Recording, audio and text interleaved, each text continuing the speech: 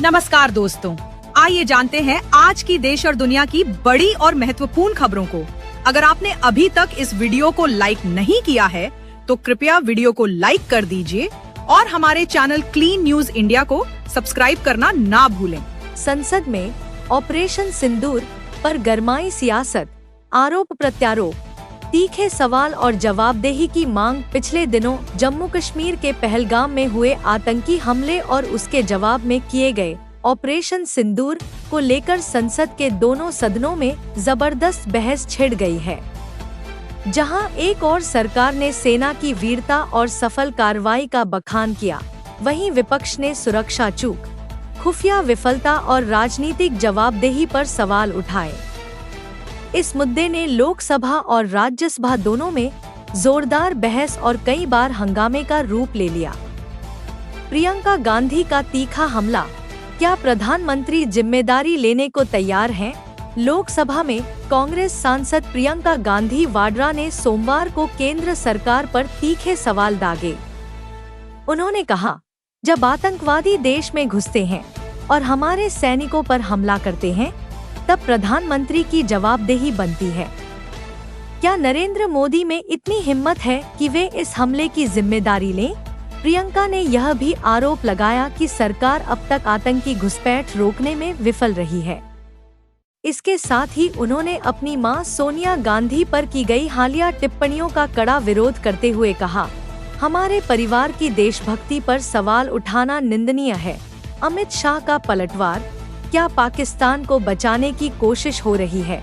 गृह मंत्री अमित शाह ने बहस के दौरान कांग्रेस नेता पी चिदम्बरम पर जोरदार हमला बोला।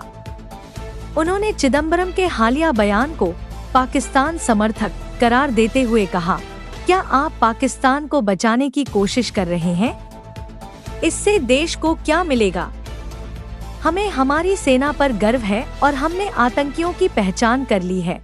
शाह ने आगे बताया कि पहलगाम हमले में शामिल 3 आतंकियों की पहचान हो चुकी है और उनके नेटवर्क को ध्वस्त करने के लिए कई गिरफ्तारियां भी की गई हैं।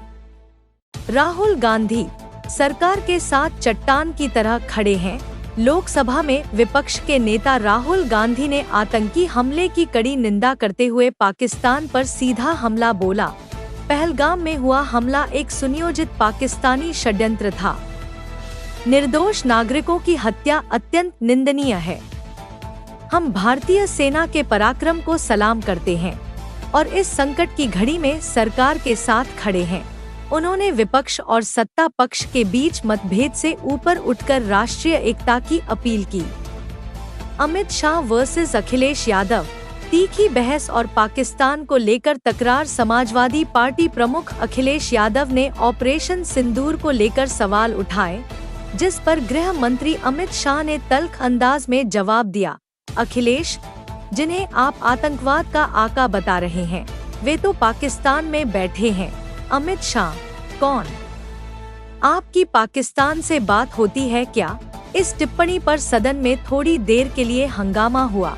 विपक्षी सांसदों ने विरोध जताया। राज्यसभा में खरगे का प्रहार, आप तो बिना बुलाए जाकर गले लगते हैं।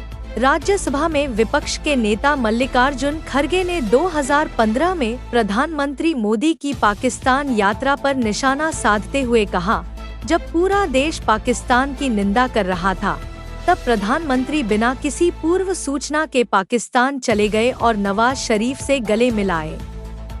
अब आप हमें देशभक्ति का पाठ पढ़ा रहे हैं।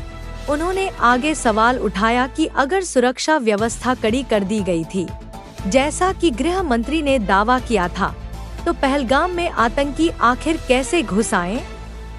जेपी नड्डा का बयान और माफी, सदन में गर्मागर्मी।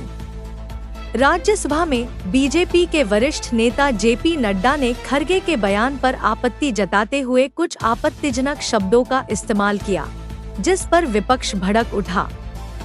स्थिति बिगड़ती देख नड्डा ने अपने शब्द वापस लेते हुए कहा, मैं अपने शब्दों को भावावेश में कहा गया मानता हूँ। अगर किसी को ठेस पहुंची है तो मैं माफी मांगता हूँ।